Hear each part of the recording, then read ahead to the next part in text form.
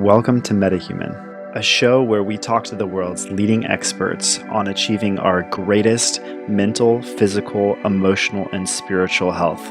Today, we're talking to Matt Belair.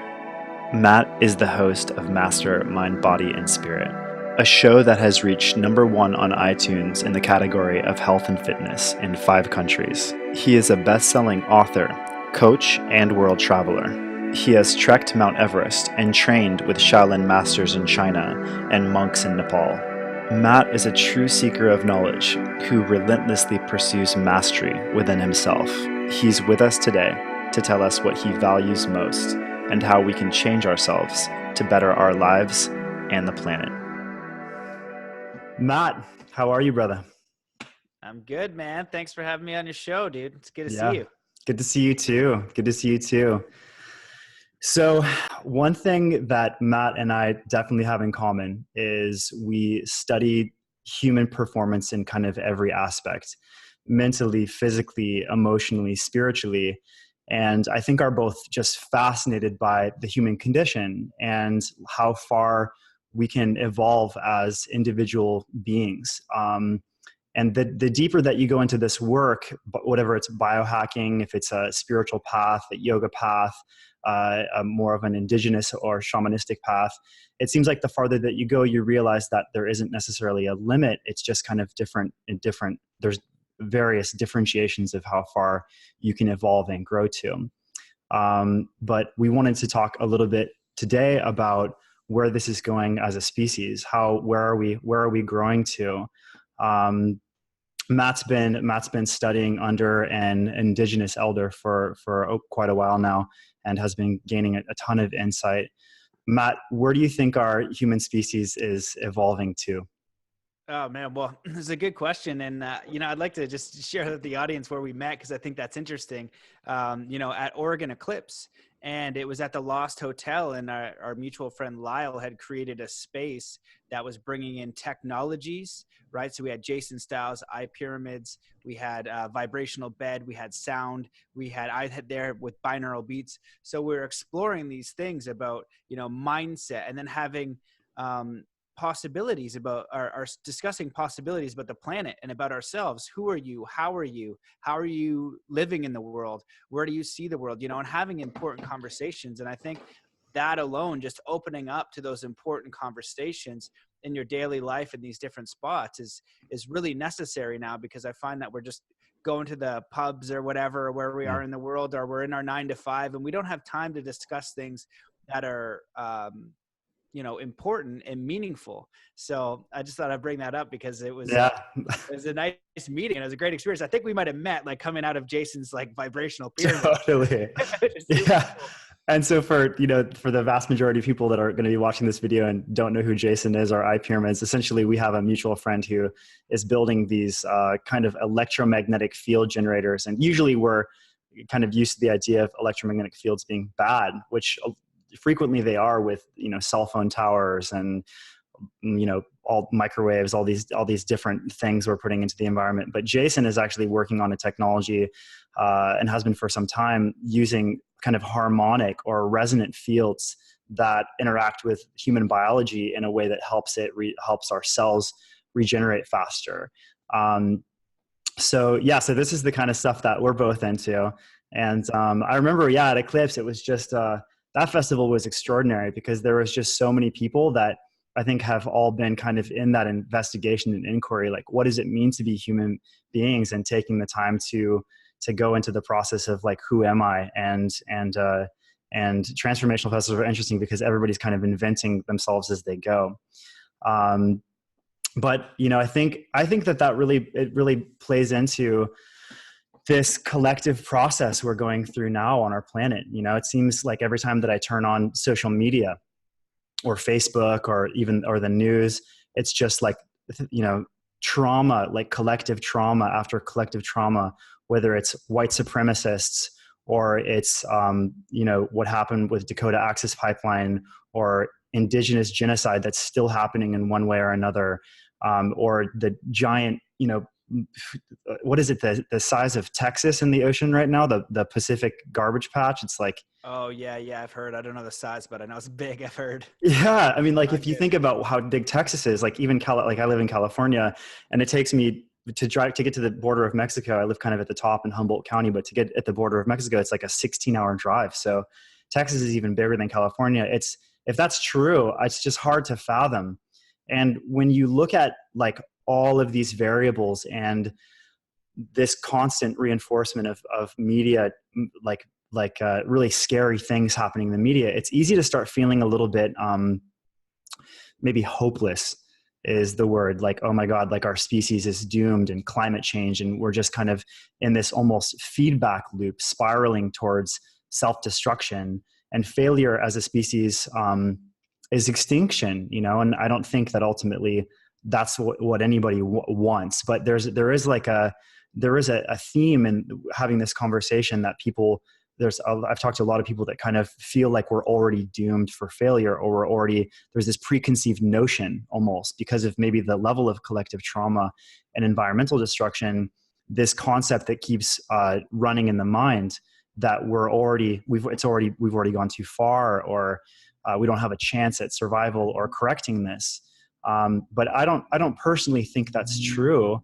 I think that there's extraordinary solutions and extraordinary leaders in the world, but we're just not exposed to them very much. And we haven't really seen this like a collective process where our species, human beings, have identified as a whole or have a sense of purpose collectively. Right now, it seems like the collective purpose on our planet is kind of like making money in any way possible, whether it's through plastics or fossil fuels or just all these. I mean, really, when you look at all the problems, it's all being driven by corporations. It's like, it's not really like you can point the blame on one person. It's kind of just this collective behavior where corporations are consuming without any like repercussions or sense of responsibility for the environment. Do you think that there is a path out of those behaviors to a kind of higher level of human evolution? Well, you touched on a lot of really great points there, and I think that they're all worth, deep inquiry within the individual. I just got back from the Parliament of World Religions, and I was with the Native American elder, David Lombert Senepas, who has an extraordinary story. And I've also got to study a little bit with a Zuni elder, and his name's Clifford Mahudi, and they both have a 20,000 year history. Oh, David, apparently, this is where it gets a little bit mind blowing, grew up on the side of a mountain, being taught by over 600 elders for the first 26 years of his life. And this included history, physics, math, engineering. And I vetted his math with my friend Robert Grant, who you can look him up. He has a course on Resonance Science Foundation. His company's on the New York Stock Exchange. He's recently had his mathematical breakthroughs proven. And he checked David's math, and he's like, no, he's legit. Like, he knows what he's talking about. yeah. And so when he was speaking, I bring these things up to him. What's the indigenous view on this? And also, what's your view as a scientist? He's a spiritual scientist, and he has balloons in outer space. And He so has he actually got balloons into space with some equipment on them, or 800,000 feet up is the highest ones. Other ones that right wow. up into the atmosphere that are decoding a signal. And Wow. if you look at indigenous cultures, sky people or star people are normal for them. It's like you and I knowing cows exist. It's not anything magical. They know about it. And he's been helping me because if you look at like Gaia TV and what's out there, and I've gone down all the rabbit holes of Anunnaki. Specifically about extraterrestrials. Yeah. Yeah. Because we are Disclosure Fest. He's like, a lot of that is you said the great word when we were talking earlier, is sensationalized. Yeah. Where in our culture it's a little bit different. Yeah, they exist, but it's a whole nother way. And he either says you're trying to get views or trying to sell books. And in our culture, this is passed down knowledge, right, with no embellishment. You talk about adding on, but one of the things that he spoke about was the planet being fine, and a lot of people don't like that. Because he's like, this is what he said though, which it makes perfect sense. The planet is fine. We're like ticks. Like, we don't matter. If it wants us off, it's going to flick us off. There's no way we're going to impose. The second it wants us off, we're toast. But humans are sick. Yeah. You're sick. You know what I mean? The planet's Yeah. not sick. You're Yeah. probably pissing it off. Yeah. And you're, culturally. And so one of the things that you talked about earlier is helplessness. And I remember, really doing my research on what the planet was. What was going on the planet. I didn't understand in my teenage years how we still had war.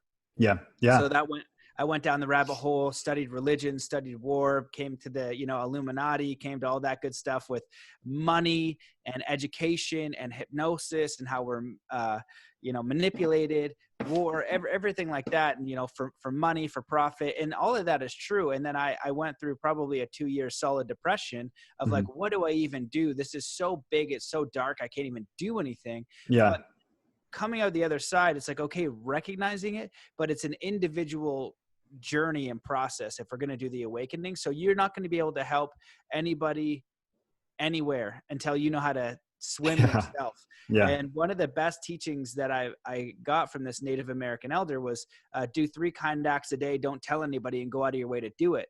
And the reason why is because, we look at these massive problems, and if you have a calling to affect one of those problems, go do that. Right. Mhm. But as a planet, as a species, for us to evolve, we talk about higher consciousness, activating the DNA. He explained to me in 2 hours, and I only can remember a little bit, Mhm. basically that when you do an actual action, there must be action. There's an electrical charge, and he's like, there's an antenna on your DNA. That's actually what's upgrading your DNA and your consciousness in the way that you guys think it is, because you're creating an electrical charge. But So it cannot happen through non-action, because you're in an electromagnetic universe. So you must take action to do something. So that's really interesting. He used I love that. It's interesting. He used the word antenna. So antenna is like they receive information, or they receive signals. So as far as like the concept of something in your DNA that's receiving, like how does that relate to, let's say, an act of kindness, and then is there an interaction that's he's saying is happening? Yeah, so it's a good question. The way that I would describe this is like, if you look at Martin Luther King, or you look at Mother Teresa, or you look at somebody who's made an impact on the planet in Yeah. a quote unquote spiritual sense, Hmm. whatever they were going through, whether it's, mid or early 1900s, mid, early, or late 1800s, Yeah. basically just go backwards at any time, the world is screwed. Yeah. Same with now, and especially now when you're talking about media, they perpetuate only the bad Yeah. all of the time. It will Yeah. never change. Yeah. There's old videos of when I was studying. For people, they should check out the Century of Self by Edward Bernays, and he was Sigmund Freud's nephew, and he got Sigmund Freud's book of unconscious motivators, and he was responsible for getting women to smoke in the early 1900s. The government hired him, and he did mass manipulation of the masses during World War I and World War II, and it's all for profit and all that kind of stuff. Crap, I can't remember where I was going with that.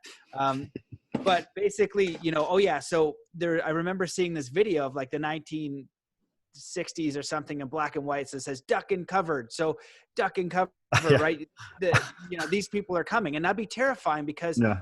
if you look outside, right, and you look at the sunset and you watch the sunrise, and you were a farmer and you were just living, that's all fine. But now you have a tube in your house, and people don't realize how recent TV and media is, and Yeah. they call it programming for a reason. Yeah. So you have if you watch Fox News, it's never going to change. So it's just being aware of that. And so even though we're faced with all of this stuff, they say global warming, then it's global cooling, and then it's 9/11, and then it's Iraq, and then it's Russia, and then now it's Korea. It's always, that's going to be a constant. That's what you got to understand. There's going to be something always, but Mhm. that can't prevent you from taking action. So when you do the 3 acts of kindness, like Mother Teresa was just that commitment. Anybody who made a difference committed to actually doing something they could do within their community at Yeah. that point in time, regardless of what was happening in the world. And Yeah. so the way that he explained it to me in an electromagnetic sense, he's just like, you have to have forces. So when you just meditate and you want to talk to spirit, he's the spiritual, basically, leader of, I think it's about 300,000 people. He represents 39 councils, Yeah. and like the seer and hearer spirit. He's like the Dalai Lama of the Native American Yeah. Mi'kmaq tribe, Yeah. and it's hard to get access to him. But what he was saying with that is like, you need a force, and when you do the force, when you take it, like, you can either walk the old lady across the street, or you could think about it. You could see the trash on the street, and you could pick up a piece of trash. You might not clean the whole ocean, but you could put that trash right there today. But every single day, we make a choice to ignore all of that. We make the choice to ignore the homeless. We make the choice to just ignore everything in our personal surrounding because it's not good enough or not big enough on the global scale. Yeah. And that's where I was in my depression for a while, being like, how do I even affect any of that? And how real is it? Yeah. And what can I do? How does one individual like change this gigantic feeling of crisis that's happening in the world? And it's not, I don't think that you're negating the fact that there's any of these things like the ocean and the plastic in the ocean. Like that's real. The wars and all over the world, they're very real. People are dying. But at the same time, when we take a constant conditioning, or we're literally, our brains are getting programmed to see the world as this bleak, hopeless place. And so we become like frozen, like in neuropsychology, there's fight, there's flight, and there's freeze. And so when you have a trauma or a constant stressor, you can either fight or you can run away, or you can actually just get frozen. So I think that maybe, I don't know if it resonates with what you're saying, but it seems like maybe a lot of people are getting frozen by this reinforcement of media, telling us like how fucked we are all the time. And just like, I think that there's even algorithms on social media now where if you click a sad face and a certain like the whatever emoji it is, like the anger face, like it's getting sent to a larger bandwidth of processing power and identifying with the things that you like or you don't like, and then kind of constantly reinforcing you so you'll click whatever you click. And I think that mainstream media works that way too, where they know that if they constantly put out just this wretched material, that's what really actually gets people's attention, and they get kind of like frozen by it. Yeah. Well, you talked about the way that the mind works. It's the reticular activating system, or I just call it consciousness. Yeah. Your consciousness is designed to assess threats, Mm-hmm. right? So I look both ways before I cross the street so I don't die. Back in the day, I could watch out for a saber-toothed tiger, things like that. But the thing is, what's happening now, we're constantly in that frame of mind because we're in like task list consciousness, or we need to go get a piece of paper so we have enough money so that way we have food and we have shelter, our basic needs. So people wake up automatically in this level of consciousness and they can't get to another one because they are stuck there. Yeah. And media is specifically designed like this. I could do a whole 20 hours on just why that is. Yeah. But if I say, don't imagine a beautiful white cat that's so wonderful and fluffy and beautiful, and then I stab it right in the chest with a stab, and it's screaming and it's terrible. And I apologize for doing that to you. But for you to make sense of what I'm saying, you're going to feel a way because you're imagining it. Yeah. And your body's reacting to that. So if we switched, say, hey, look, this is what's happening, but here are some solutions. Here are some great things. Here's, with media is one of those things where I know that if, benevolent people got control of it and we switched it, we would change the world instantly, because this type of programming, it's not to say that it doesn't exist. It's saying that it's not giving us the tools to go past that, and it's keeping people stuck. So you look at people who run the same cycle in their life for a year, 10 years, 20 years, a whole lifetime, and they just die, or they say this is the way it is, or they can't break it. And it's just a level of consciousness that they can't get out because they're unsafe.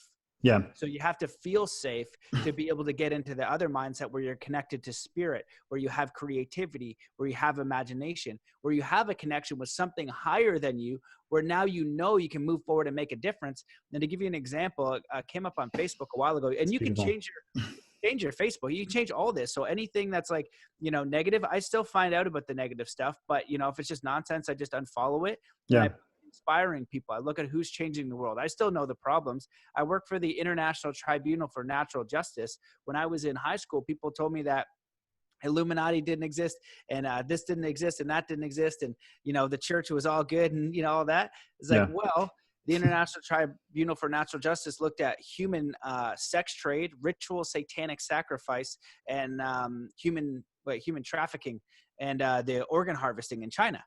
And we did an official inquiry in London, and I helped for a few months with their crowdfunding. And so that's some really deep, dark stuff that exists. The fact that that's actually like real, like people, it's like people think that that's just something that exists in horror movies, or, like yeah, specifically horror movies, but in real life, that shit is actually going on. I mean, we know that child trafficking exists, but it's fucking dark. I mean, someone that could be fucked up enough to kidnap a child. It's just, it gets really, really sadistic out there. But this is the most troubling thing. It's systematic. It's run by very intelligent, very powerful people Mm-hmm. at the highest levels of church and government and secret societies. Now, not all secret societies are bad. I looked at, I used to think different things about, different things, and you can go down this conspiracy rabbit hole as well as I did. But these things are happening now. Exactly why they're happening, who's doing it, I don't have exactly the details, but we did do an inquiry. There was an inquiry done in London. And so Mm-hmm. that was me looking at contributing to a solution to a problem that I knew that existed. That's what I saw an opportunity to help, and then I helped. Yeah. Right. I knew it exists. So if there's an opportunity for like save the ocean, I can help in some way within my capacity. That's great. Yeah. I can go do that. Yeah. So we can step forward when we're ready to contribute to our community, but don't forget about, your immediate surroundings, getting someone's name when you get a coffee, picking up the piece of trash in the street, maybe volunteering at the youth organization, having good, strong connections with the family, things like that. I think that we forget about. And I definitely did for the longest time.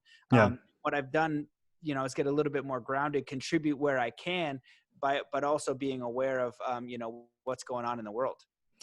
Well, the one thing that came to mind when you were talking about that is this term in neuroscience. Like I love reading about neuroscience and just understanding as much as we know collectively about how the human brain works on a neurological level.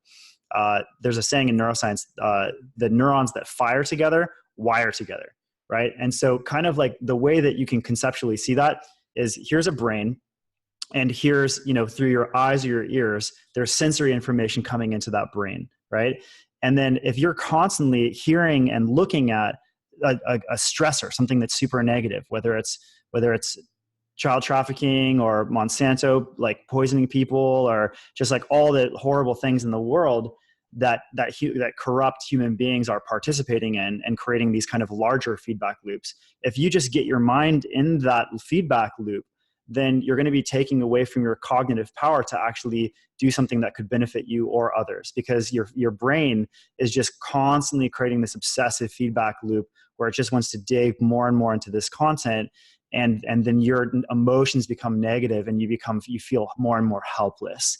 So as opposed to that, just like, understanding that there are terrible things happening in the world, but going out and taking action with even the three acts of kindness a day. And there's another teacher, as more of a spiritual teacher, who has a similar teaching. I was following Chi. She's like known as the hugging saint. And she has an ashram down here in San Ramon, and they have these big events where it's pretty sweet community. But her biggest thing, I mean, when she was a little girl, she started hugging people, and it was really, in India, it was really like looked down upon because she's a woman, and that just wasn't culturally appropriate. But she just constantly wanted to spread kindness through her every action, and then eventually became recognized as a saint or a guru or whatever she's recognized as now. But the principle was the same thing. It was just taking small actions all the time and trying to reach out to people in kindness and compassion to the best of your capacity. And it doesn't need to be something like you're keeping tabs on it. It's just like this, instead of like hypothetically the feedback loop that's created by just constantly looking into upsetting material, we could all be creating feedback loops in our own lives, in our own minds, and in our own hearts and emotions, by going out into the world and just doing kind actions, whether it's helping someone that needs to be helped or someone that's going through a crisis, like just being available for them. Or, when people say open-hearted, I think it just means being emotionally available for people and being operating from a place of kindness and compassion and service. Yeah, man, absolutely. You touched on a lot of amazing points there. And, you talked about the neurology, and there's another thing that happens called neural pruning. Mm-hmm. And so when you stop to use this certain section of your brain or whatever the case is, or you want to switch, let's say you're always thinking about negative thoughts. One of the things I learned a long time ago by one of my first mentors who wrote the book, The Law of Attraction, Michael Lozier, is Mm-hmm. that you're attracting to your life everything that you don't want because you keep talking about it. You get whatever you give your attention, energy, and focus to, you get more of. So Yeah. when you say the words don't not know, like Yeah. don't think about a purple cat, don't think about I don't know, pink hyena. You have to do that. So we say, I don't want this, I don't want this, but we keep looking at that. And then the same way in Buddhism, they'll talk about mental nutriments. Like, Mm-hmm. what are you feeding yourself? So at the same time, somebody can be, I use you can be in the military, and not a judgment, just saying that you have now created a possibility where you're getting shot at. Maybe you're killing somebody, maybe you're getting stabbed. Who knows what scenario you're now up for through your own choice. Yeah. At the same time, you could be in Hawaii teaching kids about softball because you want to teach them life skills through sport. It doesn't matter what the reality, that's here on earth, there are infinite possibilities. And so we need to be really mindful of what we are taking in through our consciousness. One of the things so I studied, I was always interested in what I was capable of and what humans were capable of. So I grew up a martial artist, and it was about mind, body, spirit, meditation, directing energy, things, and really understanding the power of the mind. And Mm-hmm. so that when I grew up, it started to look at, psychology, self-hypnosis, mass hypnosis, persuasion, things like that. And one thing people don't really understand is when you look at TV, it's not just CSI, it's a massive genre of murder shows. Yeah. It's mostly murder on TV. Yeah. Yeah. So that means your environment is unsafe. On the flip side, your environment is completely safe. Then that goes into life after death. Where are you with that? Are you okay with the fact that you're dying? Now we're getting into some meat and potatoes about living. And so what happens when you're stuck in fear, you are not fully living. Mm-hmm. And that's the thing, is how do you want to express yourself as a human? What do you want to do while you're here? How do you want to contribute? Because all of this stuff, like maybe while I existed, I could spend my whole life looking at the ocean problem. If I'm inclined to do that, and that's my passion, and I want to, and I love the ocean and the reefs, go get it. That's it. But that's not my direct passion. Somebody can let me know what's going on. But when I die, what could I have done about it completely? If I focused on that and I was inspired to do that, super good. Go get it. But what is it that I can, because there's so much out there as far as information and things like that, we got to kind of discern. And what I've broken it down to within myself is looking at all this, craziness out there, is who am I? Yeah. What do I want to experience while I'm here? And how do I want to contribute? And when I think about, people using the word woke and awakened and things like that, I break it down to two simple elements. There's more than this, but Mm-hmm. it's number one is you take 100% responsibility for every single thing that ever happened to you and never will happen to you. Because if you don't, then you're a victim. You're not a creator. The second is how can I contribute? What can I give rather than what can I get?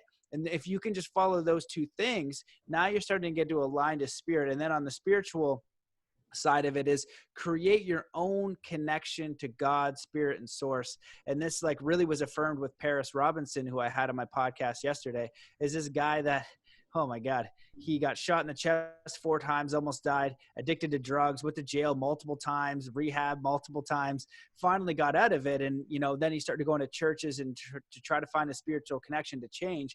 And ultimately he came to the conclusion that he had to take responsibility for his own connection. And this is where we're going to be transcending religions, because, I like to speak softly. If you're in religion, if you want to create your connection with God and that's how you're doing it, that's fantastic.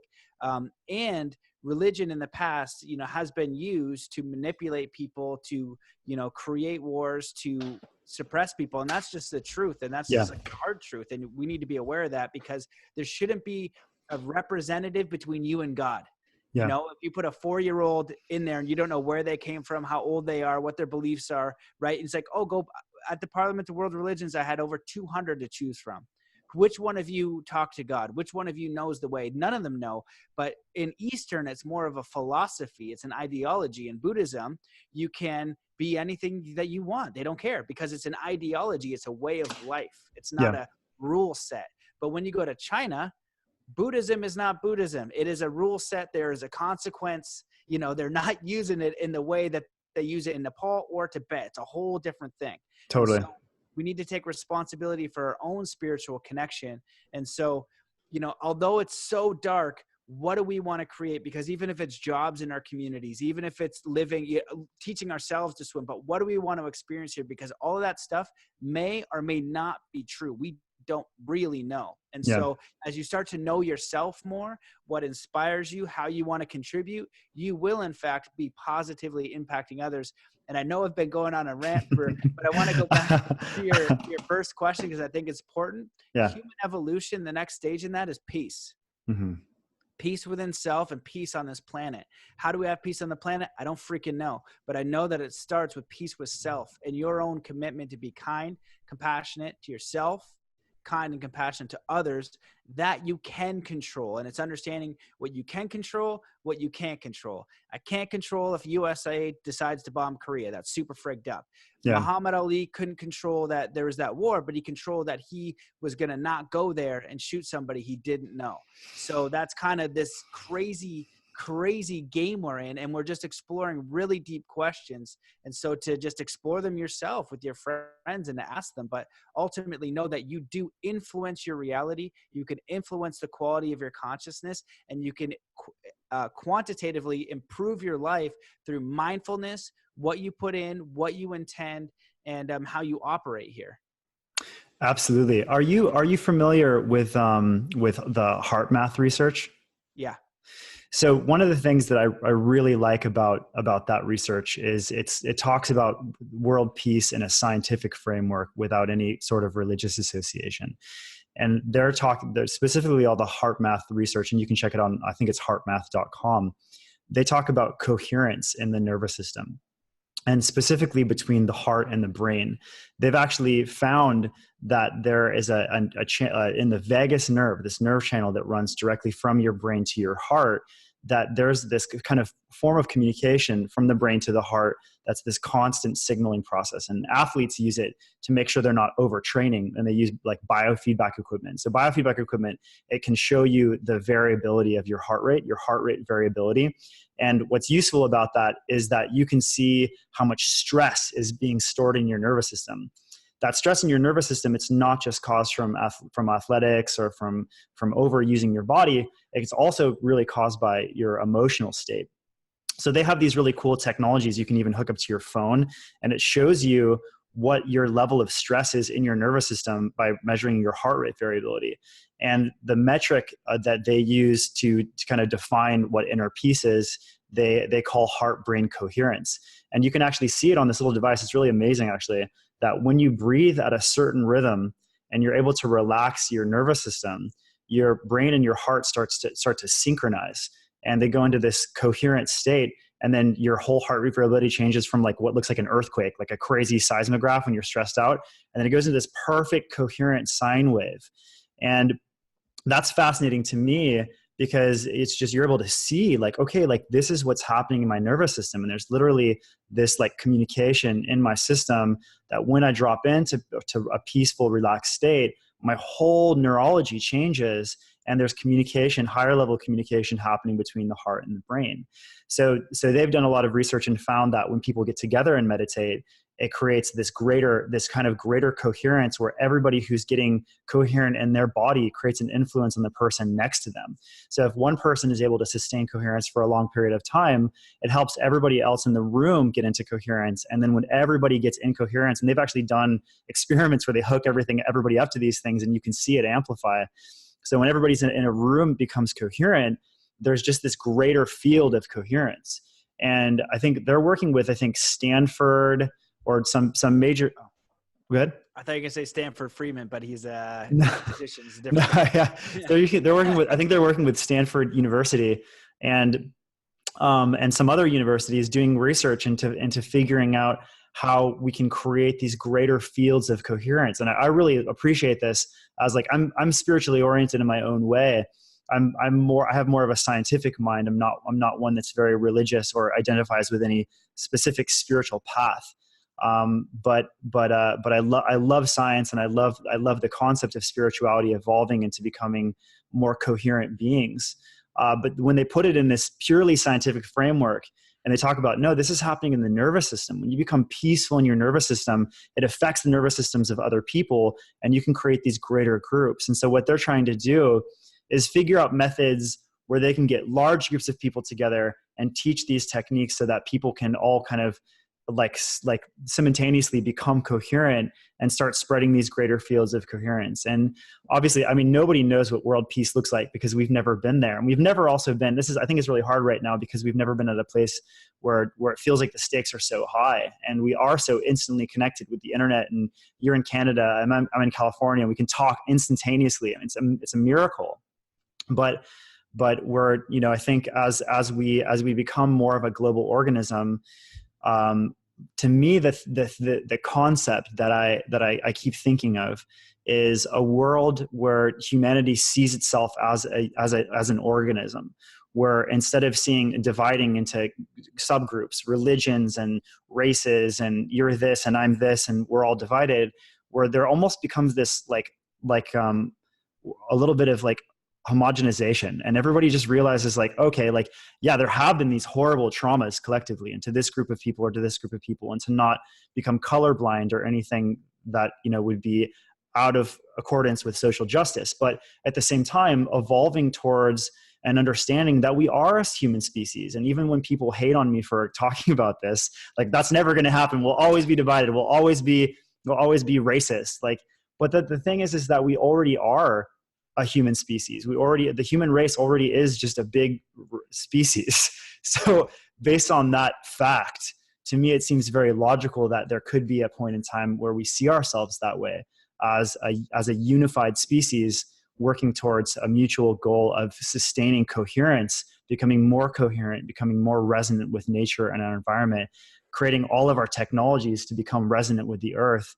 And so we create this whole infrastructure that works, like, is biologically compatible. Because at the end of the day, what we're talking about with all the horrible things that are happening, it's just it's almost like all these corporations, like unsustainable technologies, everything that's destructive to the earth. It's just technologies that are not biologically compatible with the biology of our planet or our human body. So if we just reorient ourselves towards like, let's make everything that we do, like, I'm a biohacker, so I always think I want everything to be biologically compatible with my body so I can be the healthiest that I can possibly be. But if we were to develop a mindset like that, to where everything is geared towards biological compatibility, then we could see some just extraordinary changes and some extraordinary possibilities for the future. Yeah, brother. Well, you hit the nail on the head on many things there. Let's kind of like roll it back with what you said. So the first thing is, when you go into a room or a party, and let's say you go to the wrong part of town, right? And you go into a bar and there's like a bunch of like angry bikers. Like, I'm sure there's great, lovely bikers, which I've met some. They're awesome. Not to pick on you guys. You're great. But let's just say you're the angry mob type, right? You're going to feel them like, oh shit, I got to get out of here. Yeah. Then you can go to a space where people are actually like, maybe it's an old group of friends that were like really awesome, right? And they're like, oh, hey, like, nice to meet you, man. Like, we're just, come on in, it's you're going to get that feeling. That's what they're resonating. We're picking up on so much information. People think one of the things, Hey, Matt, keep going. I got to plug in my computer. Okay. One of the other things that people need to recognize, for like what I call like an awakened human being, is one that realizes that they don't know anything. Like, our conscious mind can only perceive such a small bit of information. I think it's the conscious mind is like 5 to 7 bits of information, and the unconscious mind is picking up like infinite bits of information. So when we can recognize that, we only know that we're getting a small bit of information. I don't know how much of that you heard, but I was just saying how the conscious mind only picks up 5 to 7 bits of information, and the unconscious mind is picking up so much more. And one of the other qualities of an awakened person is realizing they can't know everything, that they can only know a bit of a bit of a bit. So it humbles them, right? They're just so humble to like, oh my goodness, there's so much I don't know.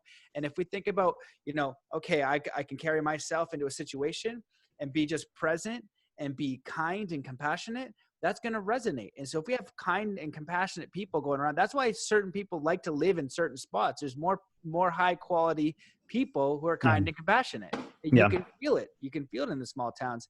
And so I'll kind of backtrack because David Lombard and Clifford both talk about Atlantis. And they say it's in their history, and Atlantis was not a continent. And they say apparently it's only mentioned in one book. And then what the humans did apparently is blow it out of proportion. Yeah. But apparently Atlantis was a spaceship. And it's in both of their histories, and it had a dome over it, and there are apparently 12 other spaceships.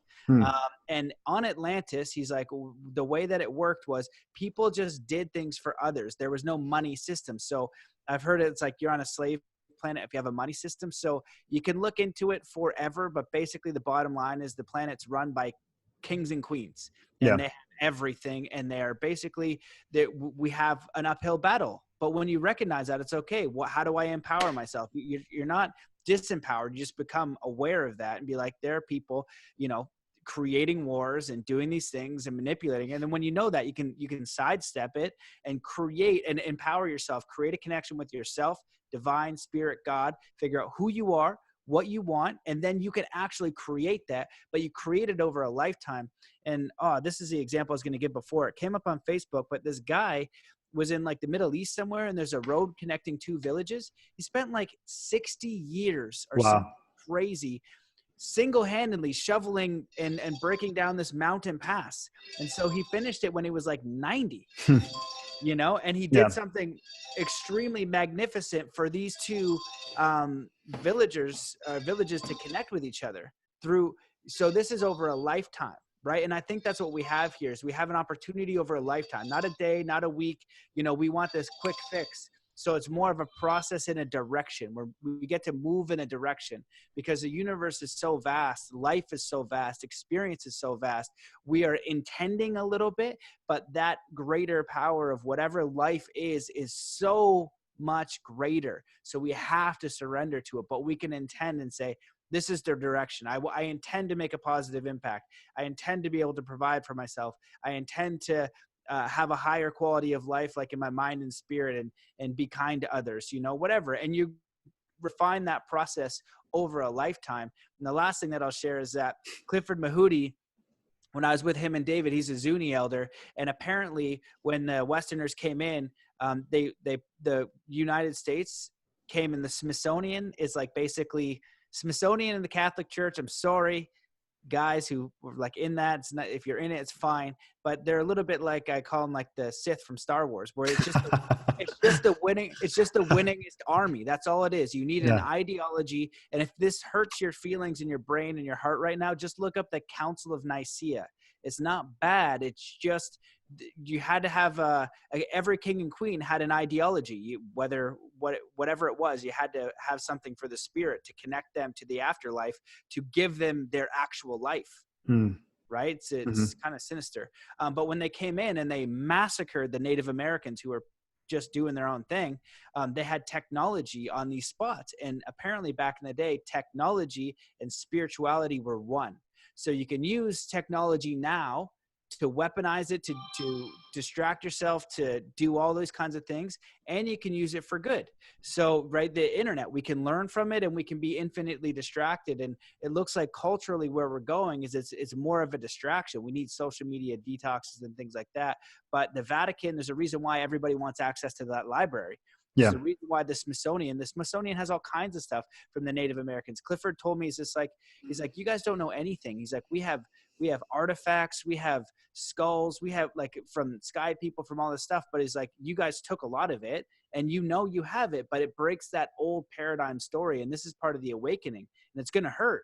A lot of it's going to hurt. And then on the same side is like, don't believe what I'm saying. Do your own research, and you're going to get lost in a rabbit hole probably. But what you can do for sure is like, just question everything, do your own research. Because even in this realm, there's such an immense amounts of bullcrap, and I've been through so much of it. Just be your own friggin' power, do your own research, and make an impact where you are. Because I got so lost in the fifth dimensional Pleiadians. The world is just coming to an end. Oh my God, this, and oh my God, that, laser beams. Oh my, and maybe it is that thing. But the second I got more grounded, who am I? What am I creating? How can I make an impact? 3 kind acts a day. I can see the impact. And I do a challenge on my podcast, and I say it's a kindness challenge, 3 kind acts a day for a week. Everyone, I don't know about everyone, but the people who actually take it up, I say you're going to probably get a universal wink. And that's something weird in your reality that will kind of be like, whoa, that was weird. And it'll just be for you, and you'll know it's for you. And it's like, that's it.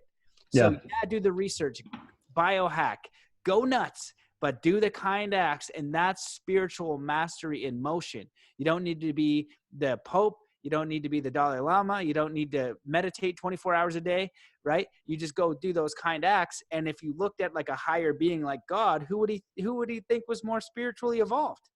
Be the person helping everybody who needs help, or you just ignore it because you're overwhelmed. So you don't pick up the trash. You don't get someone's name, and we're not talking. And that's an actual act of kindness too, is getting someone's name, because we're so separate. We don't even know how to communicate with our own species anymore. And it's getting worse. Yeah, absolutely. I agree. It's unbelievable, the power of kindness. I think, if there's one takeaway that people get from this conversation, I think that just even the emphasis of how important kindness and compassion really are, like I'm all about neuroscience and all this nerdery, and like I have like thousands and thousands of dollars worth of like healing equipment. I live in a lab, but at the end of the day, like just being a kind, compassionate person, like when I've had moments where I've like really emotionally connected to another human being and touched them, or they've touched me in some like deep, like empathic way, like your body like floods with all these like hormones, like oxytocin and all these like serotonin, and just this deeper sense of emotional connection to people.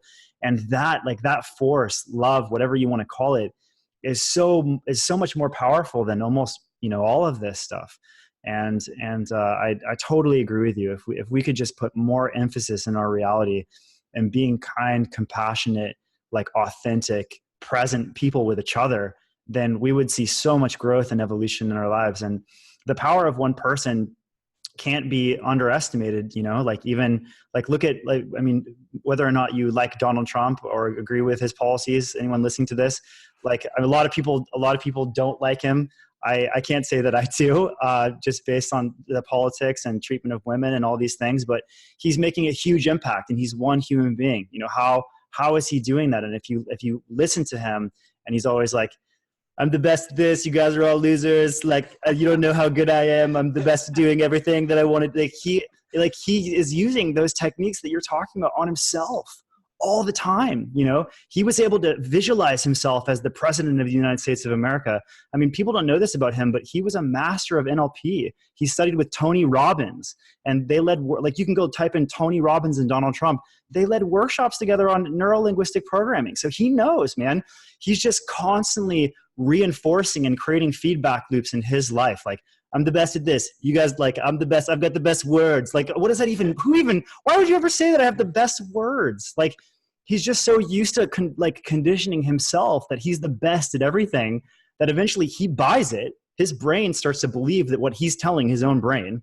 And then not everybody, but a lot of people start buying what he's talking about too, So I think that, again, power of kindness and compassion, like why would we want to achieve greatness and power if it wasn't to help people heal and to bring more kindness and more love and more compassion and healing into this world?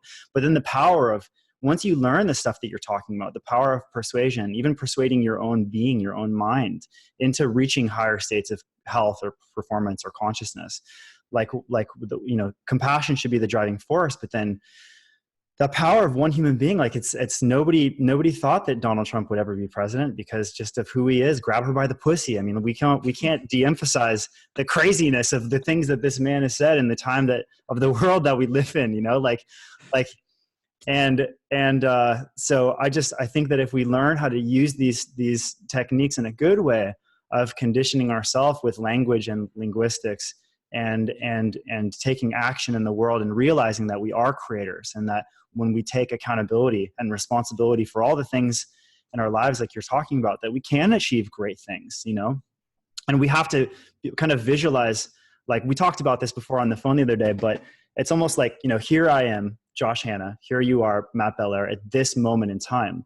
And 1 week from now, 1 month from now, 6 months from now, 1 year from now, there's all these different possible versions of ourselves that we could become.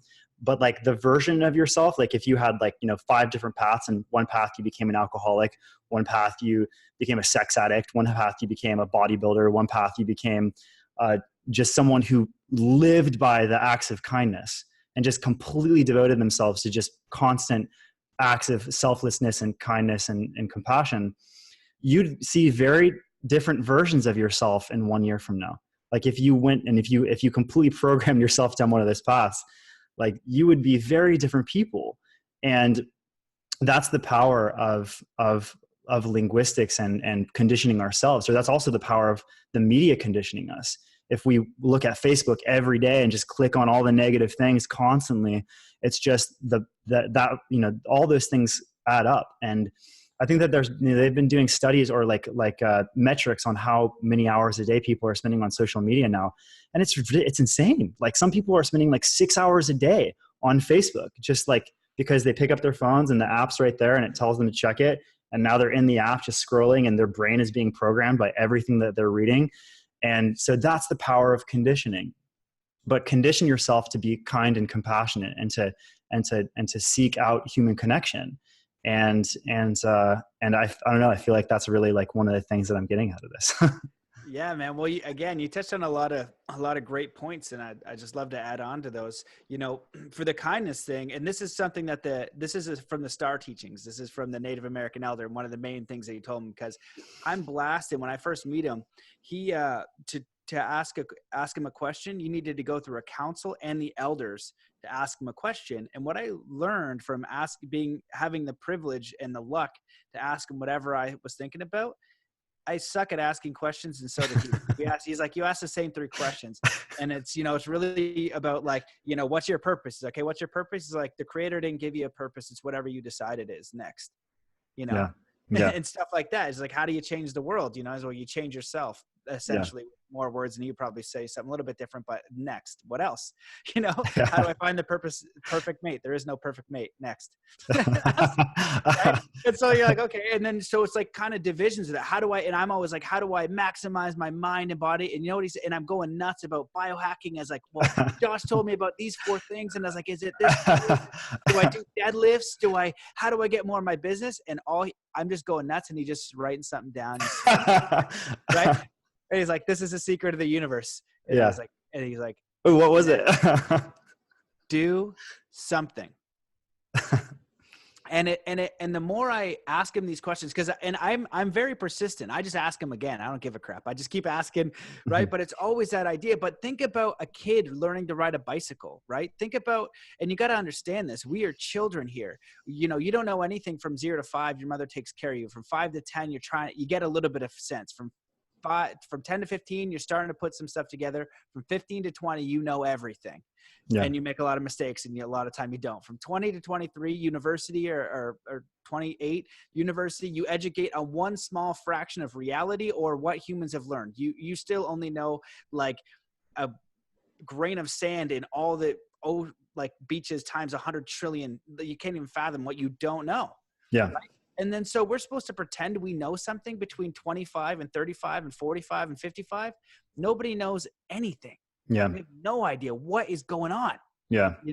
And so when you go through life, and when I was talking I'm asking him, how do we change the world? How do we have peace? Right. And he's like, well, the ancients taught me how we have peace. And he calls it T's, and it's time, earth, air, and space. And basically you just sit in a circle and everybody's a teacher. There's no one person on stage talking down. Everybody is equal. And he's like, this is how we did it back in the day. Everybody in the community was equal parts. More like a council. Okay. Yeah. Everybody's a teacher, and you just put something in the middle, but you had community, right? We're losing these communities. And so when we look at Trump, we're putting the power in something else when we got to empower ourselves. Yeah. Right? And the government or the king and queen has never been fair, right? Like imagine back in the day yelling at the king. It's like, get out of here, peasant, right? And they come there with the guards and their thing, and you move out the way, right? You get a very physical thing. Now it's just a little bit more sophisticated, but it's the same idea. Yeah. So the people together can do it, you know, like it's, and I was thinking about, oh yeah, so if we want to change the world and we could implement one thing, and I've asked this question before and I'm curious about it because I want world peace, you know, as long as I'm going to live, I'm going to do my best to contribute somehow in some way. And I do this every day and I don't know what I'm doing. And it's so big and so vast, but I just intend to make the biggest positive impact that I can. And my life is unfolding in confusion. I'm in the mystery. It's participating in the mystery, getting feedback and continuing to participate. But I'm creating through my own intention. I'm getting very clear. What are your values? What do you want to create? Where do you want to go? Who do you want to be around? What kind of environments? What do you want to contribute to? What do you want to learn? How do you want to grow? Right? And this is never going to end. Like you said, 25, 35, 45, it's infinite. You can learn and sidestep and do anything. But what happens is we get a job and then we get a life because we need a house and kids, and all of a sudden that's life. To me, that was never life. You know, it was something more than that. But so if we want to change the world, then I thought about one thing that we could contribute to, or one thing we could do. Do we all meditate? Well, maybe that would do something. Do we all contribute $20 to UNICEF? Do we simultaneously world hug? And when I thought about it, 3 kind acts.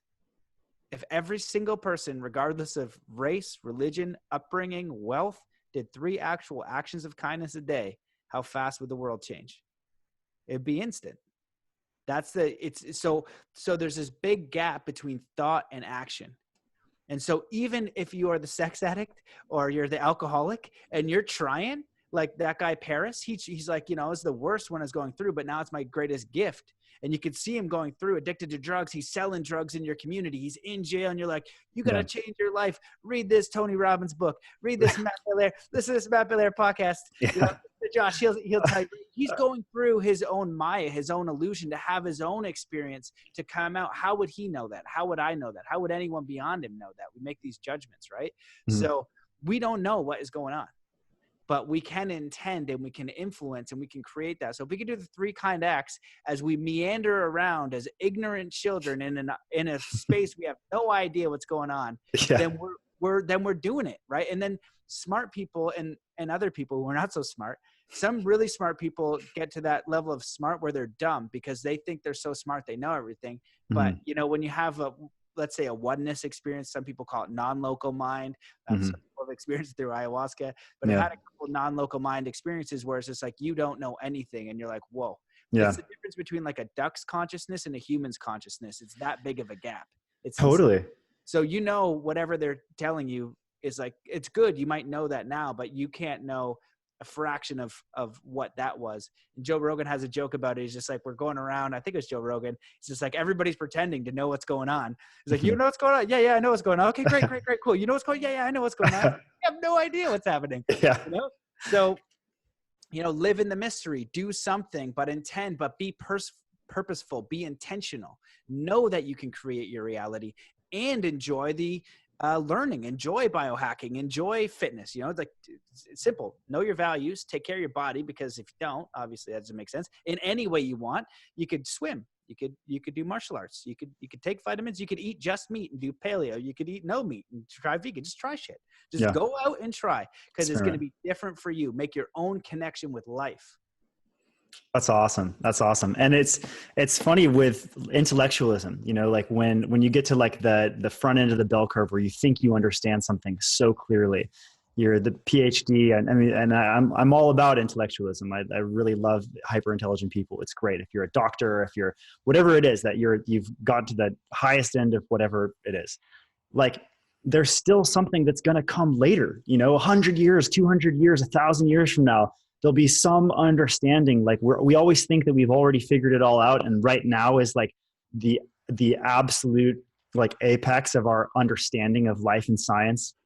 But then 100 years, 200 years, like we're like, oh yeah, we did that. You know, we did understand some stuff, but now we understand like some serious stuff. But there's no end to that, because evolution, life is going to keep going. And I think that's one of the reasons for me, at least, that I've always been really attracted to the idea of advanced civilizations, star people, like, you know, I think even like you mentioned, like the Pleiadians. The reason why I think people get really into that, the idea of these very advanced beings that are maybe thousands or hundreds of thousands or millions of years further along than us, is because it would give us like some context. It would give us some contrast into like where our place is, you know, because I guarantee you, if there is a civilization in the universe that's 100,000 years past us in evolution, they're not having war all the time and killing each other as like with differentiations and you're this race and I'm this race and you know and destroying their planet. Like if we're right here in 2018 and we're think that, oh God, we're gonna kill our species, like, you know, to go 100,000 years past that and survive and then be exploring the universe, that's so advanced. Like we don't have any context for that looking at our own species. You know, we don't know how a civilization like that would look. So it's fascinating to imagine it, you know? And for me, the way I always imagine it is, yeah, these advanced beings who have accomplished what we're talking about, that have unified as a species and realized that they're stewards of their planet, that they're taking care of their planet and their planet is taking care of them. And there's this relationship in nature that plants and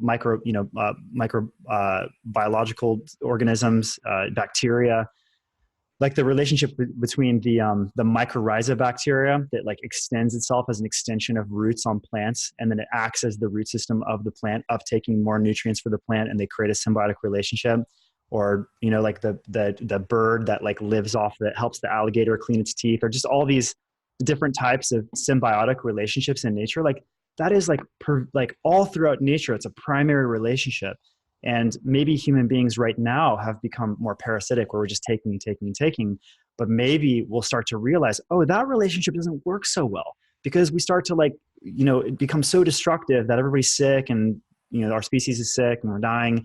Maybe we evolve to a place where we realize, okay, symbiotic mutualism or mutualistic symbiosis, where we can develop these coherent copacetic relationships between our own species and other species, where it's all working towards mutual benefits. I mean, kindness and compassion are almost like a microcosm of that potential global relationship. But I would imagine that a species that could make it that far would have to reorient towards symbiosis and towards some form of mutualism. Otherwise, they would go extinct. Yeah, 100%, man. And, you know, when we're talking about, you know, what does humanity look like as an evolved humanity? And one of those factors to me is moving from a society and a culture of competition to collaboration. Yeah. You know, that it has to be that way. You know, there's no other way. And sometimes I'll use the hashtag Team Earth and just invite people to explore the idea of what if Team USA teamed up with Team Korea, Team Russia, Team Canada, Team UK, Team Norway. Everybody stopped competing, and all the best scientists, all the best engineers, all the greatest minds came together in the spirit of cooperation to make the planet better for everyone. Now, why doesn't that happen? Well, because the people who run the planet don't want it to. Yeah. And that's what we're in. So what does that mean? It means that if you are one of those people, if you are anyone, then you have to do it yourself in your own community and start with you. You got to learn how to swim. You got to, you know, we talk about, you know, people talk about multiple dimensions, activating the third eye. I've done more stuff to activate my freaking third eye than friggin', you know, half of this planet. But what, but you know, what it comes down to though, is like, you know, it's just mindfulness, right? And we're talking about dimensions and things like that. We got to get grounded. What is it that I want to do? You know, I want a peaceful mind. I kind of figured that out, but I get stressed out. I get depressed. I still am human. I get angry. Yeah. You know, but I'm experiencing humanness. But what I can do as well is look at who I am, who I want to contribute to, how I want to live my life, what is impactful for me in my little bubble, and then look who wants to hang out. Because basically we're out in this ocean and we're all individual. We're like, you know, Tom Campbell came on the podcast, one of the leading physicists on simulation, and like, you're in a simulation. If you think about it, we are all the main character, because I can only experience my reality from mine, and you yours, and whoever's listening it from yours.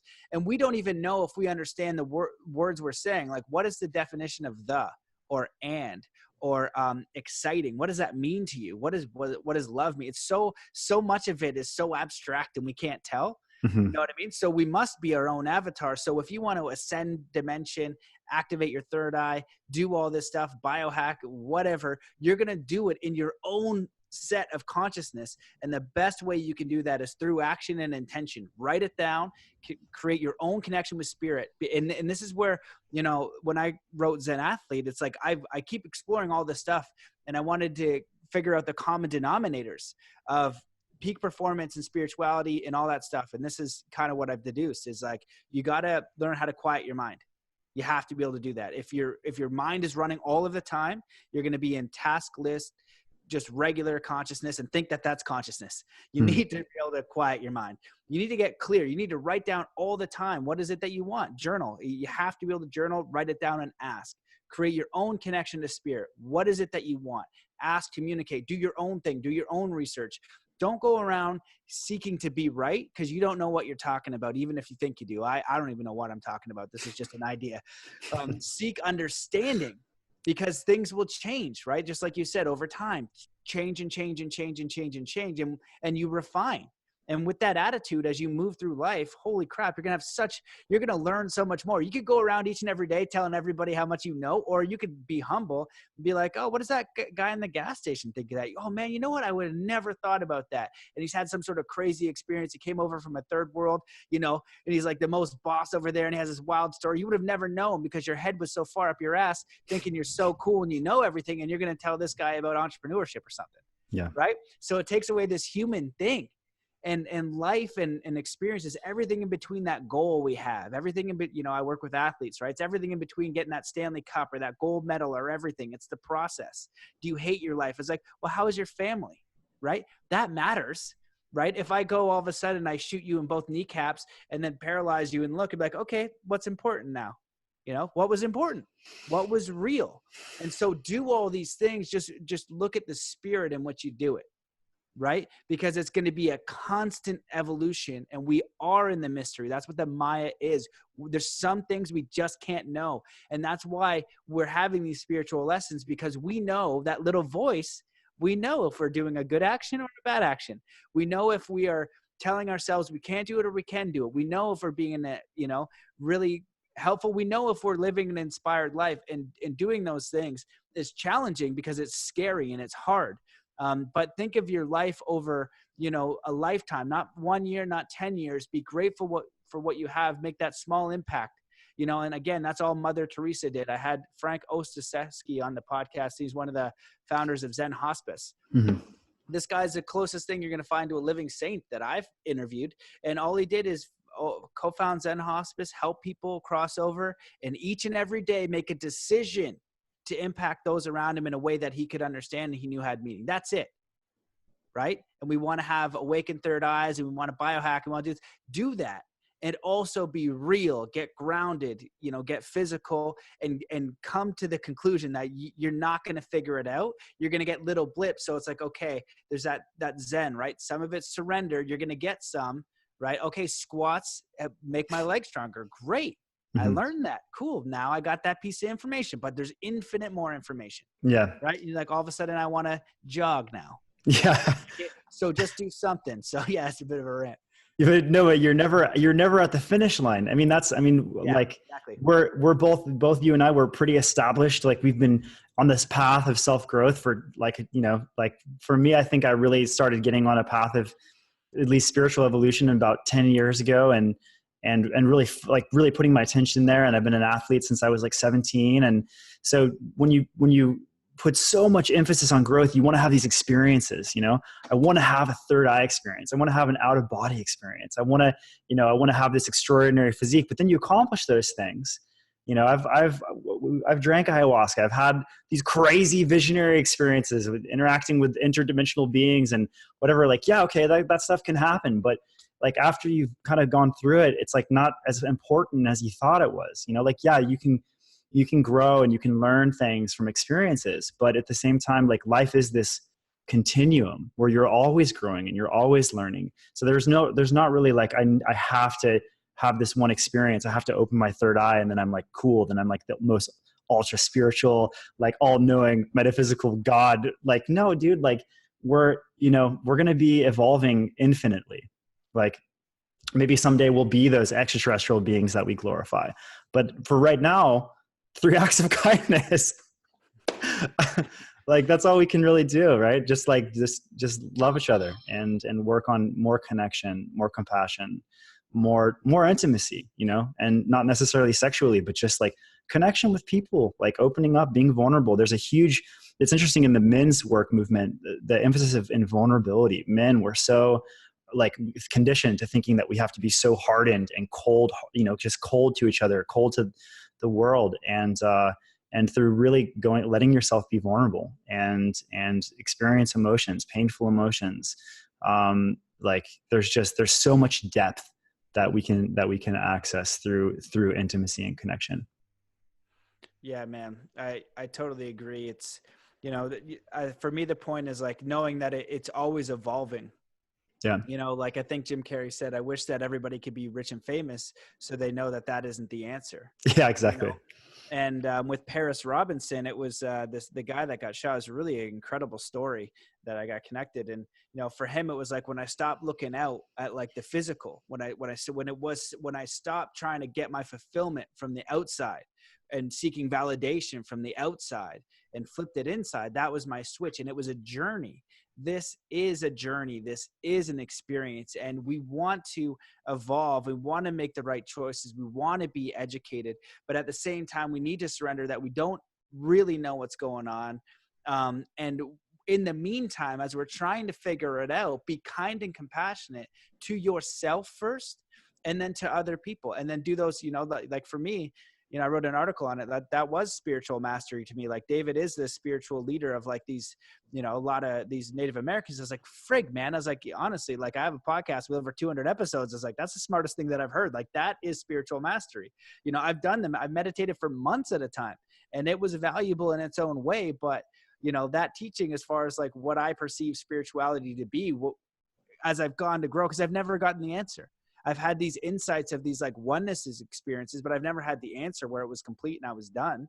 You know, it's just a continuous involvement, and then a refinement of remembering what's important, right? Mm-hmm. Like right now I'm spending time with my nephew, and I was depressed, and I was, you know, cause I got all this stuff to do, and it was all, you know, just got a lot going on. I get depressed. I get angry. I get all that kind of good stuff.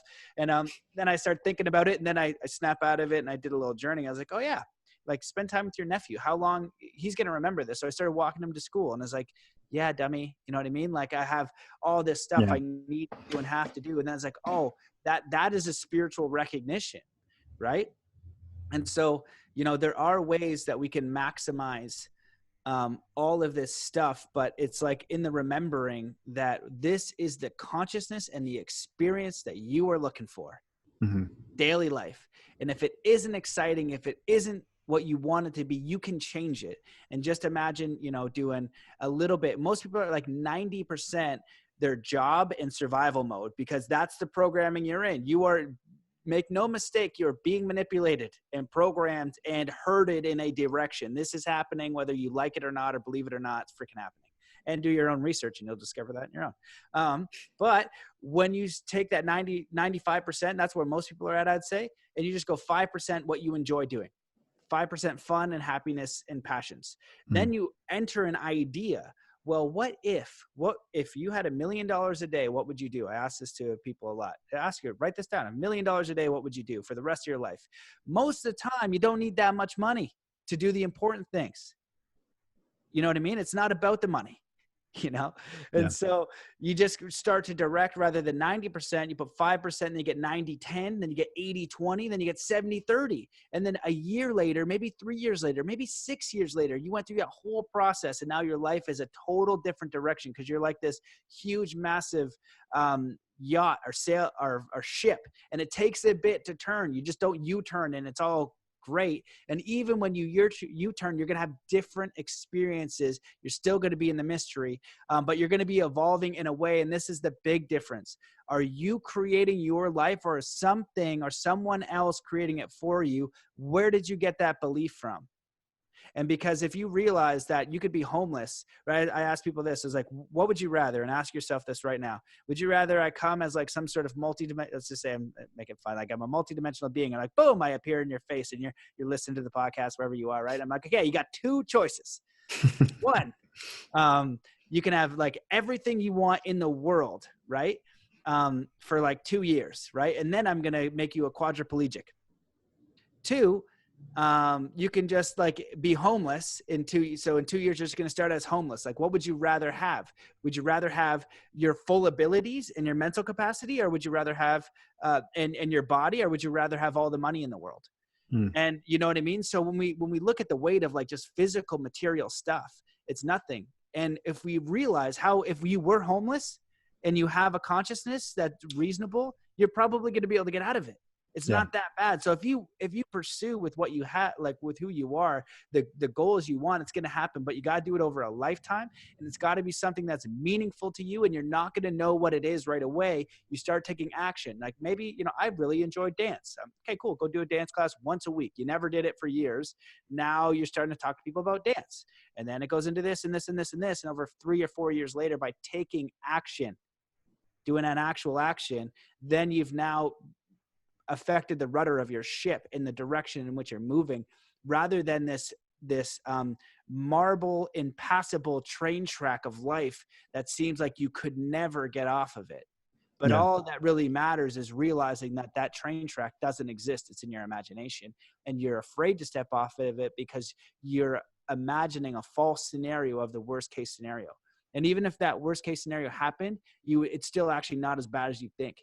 It's probably fine. You figure it out. Worst case scenario, you're homeless. Then you'd be in a shelter. Then you would get a part-time job. Then you get an apartment. Then you would work your way up. It's not so bad. Don't be a wuss. You can do it.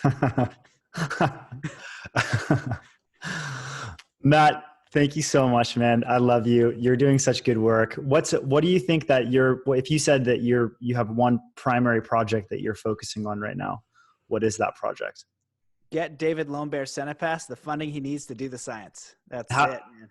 And how do we do that? How does anyone who's listening to this podcast that looks into David Lombert and the work that he's doing, which is really extraordinary work, I checked out, and we'll try and get some links in, the video. How do people help support his work? They can send me an email, matt@zenathlete.com. There's also Lombert's Arts. And I'll warn people, like, it's funny because I've had people come back and they'll write me. So I don't know what percentage just think that I'm nuts and he's nuts, but they go, I listened to him and I just thought he was like completely bonkers. And so did I. When I met him, I was like, are you serious? He's like, yeah. And I go down that rabbit hole. I meditated with monks in Nepal. I trained with 34th generation Shaolin masters in China to see if they could actually do those things, or it was a trick. And what I realized with one of the masters, I could break stone with 2 fingers and bigger pieces over his head. I was like, what's the trick? He's like, no trick. What's the trick? It's no trick. What's the trick? And there's a translator, and she's like, and he looks up, kind of like gives me like a face, like, what is this idiot asking me the same question for, right? And he starts slamming his fingers down on the desk super hard. And it just said years. I think it was like 5 or 8 years of hard Qigong conditioning his fingers. Outside the academy, there was dent holes from Qigong conditioning. And so it shows that like it's extraordinary dedication. So these things are possible. So with David, it was the same thing. I was like, this seems nuts, man. And it's been like little by little by little confirmation, little confirmation, little confirmation. But he does have balloons in space. His history is totally different. Some of the technology is partially built. He's done all of this at the request of his elders. He's only been here for 5 years. And the people who have looked into it, they say like, I thought he was nuts, but like now that I've looked into it more, like I've seen that he does have balloon in space, like some of his engineering checks out, like how do I help? But it's not straightforward because he's an elder and he has to do it how like they do it there, like in community. It must be done in community. So check it out. But that's what I'm doing. And for me, when I was at Burning Man this year, someone was like trying to ask my job, and I was like, I don't know what I'm doing. I'm being a human. I have a podcast you can listen to. I'm doing that. I wrote a book called Zen Athlete. You should read that for kids because, well, adults, it's just basically the best peak performance, sports psychology, spiritual stuff, really quick and easy. It's a high quality book. But the idea is that for kids, if I can make mental training mainstream, teach kids self-mastery through sport, everything I learned in martial arts for any kid of any age, but it works. You could be a business owner, music. It is a guide to self-mastery, and you'll be way better at anything you do if you use that, because it's this simple guide, no baloney, just what works. I do that. But the most important thing I do is seek out the planet for the most extraordinary individuals, like a talent agent, to try to find who is changing the world. And I haven't seen anybody, for me and what I can see, I'm fine with being totally wrong. But I had his math vetted by Robert Grant to see, right? I don't know math, right? Robert's a mathematician, genius. And he's like, I didn't sniff out any bullcrap, Matt. Like, go ahead, like, let me know what you discover. And so for me, he's the number one beyond any spiritual leader, scientist. And I'm always looking. So the International Tribunal for Natural Justice, that was a beautiful thing and a beautiful intention. That was a positive impact. So if you know of anybody doing something of service that has a meaningful project, please let me know. I'll have them on the podcast. I'll support how I can. And, just do the best I can. And I just invite you to do the same. So that's a long-winded answer. but summarize just, yeah. So pretty much check out David Lone Bear. He again, he's an Indigenous elder who is well-versed in advanced physics and math and different forms of technology. His whole purpose is assisting with the evolution and healing of our species. And coming from Matt Belair, who, if you research him, he's done an unfathomable amount of research and interviews with world leading experts. So coming from him, this guy is absolutely worth looking into. And he needs funding. He needs to help get what's he looking for funding for? So there's a few projects. So we've sent balloons into space that a signal is coming down, and apparently NASA knows about this. Mm-hmm. He's decoding that signal. We're working on a biodome project. What it does is it creates an inverse magnetic field. So anything you look up at PEMF, energies, things like that, he's like, because I brought him a whole bunch of stuff. He's like, none of that works. I was like, what? He's like, do you want me to tell you the truth or like what you're reading? He's like, I was taught in this universe or in this world, you only have one energy and it's electrical. And if I can't measure it, it's not putting out a signal. So the biodome creates an inverse magnetic field that can do 200 miles. And he's like, the way he describes it is like, it's like if you meditated for 100 years. He's like, because what it'll do is clear out this signal. And he said, your bridges are putting out a signal that is creating a fuzz. It's keeping you in a little bit of a fuzzy state. This will do the complete opposite. And then there's another thing called the resonator, and a 4-foot one apparently will do your house. And apparently this is Atlantis technology. And as far as generating electricity for usage, for home use, for home use. Yeah. So I invite, cause it's not a straightforward thing. And I'm open to like someone saying, oh, this is complete nonsense. I just haven't got there yet. So I'm still going down the rabbit hole until I find that out. And so there's a playlist on YouTube, David Lone Bear Senate Pass. If somebody sends me a direct email, I have some images, some things that I'm allowed to send. I'm not allowed to send everything. He was almost killed twice last year. He's been shot in the face. So this isn't a game. Doctors are being killed. This is a real game at this level. You know what I mean? Like I've seen some weird shit where it got really real for me. So, it's like a thing. Energy rules the world. The people who rule the world, they rule the world. And most people don't hear this. So it's a serious thing. And he's only here on request of his elders. And he was like a spiritual leader, but he's like frustrated. And I was like, how's this like spiritual guy all frustrated? And I was like, oh no, I get it now. Because it's like trying to explain like an English concept to a Chinese person, but totally different. He's like, my language is closer to dolphin than it is to human, or that it is to English. Yeah. So look into it. Let me know what you think. And it's an interesting thing. We're connected to Clifford Mahooty. That was another test. Clifford and him talking together is the most mind-blowing thing I've ever heard. They both have a 20,000 year history. Who's Clifford? He's a Zuni elder. Zuni elder. The last Zuni elder. David's the last Megama elder with this. I'm sure there's more out there, but that I'm aware of. And so, that's that. And as a gift for anybody watching this, like I had a friend who's super analytical, and a lot of people ask me like, how do I find my purpose? Things like that. You don't find a purpose like a job. It's more like a direction. And because we're always in this fear-based consciousness, it's very hard to do. So I created a heart journey for my buddy. I just did it out loud to him once, and then I recorded it because when I was done, he started crying, and I realized, I was like, oh, this is very useful. And what it does is just hypnotizes you into your heart, asks you a series of questions because your heart knows you're eternal. you're connected to spirit. Your mind can only access. So if you're like, I'm going to be an artist, it's like, well, how are you going to make money being an artist, dummy? You know what I mean? And then, so you're going to change it. So this hypnotizes you into your heart. So you have a more clear direction on your life's purpose. And this is free. I have it on SoundCloud. You can ask me for that. Just send me an email with the link to the show, or just say, Metahuman, and I'll send you the link, and I'll send you a Zen Athlete ebook if you want. All these gifts are for you, because it's just like I think they're useful, they work, and people get good results. And I'm about helping people get results. If you're going to increase your mind power, it better work. I'm going to read your book. And if you don't help me, I'm going to be pissed off.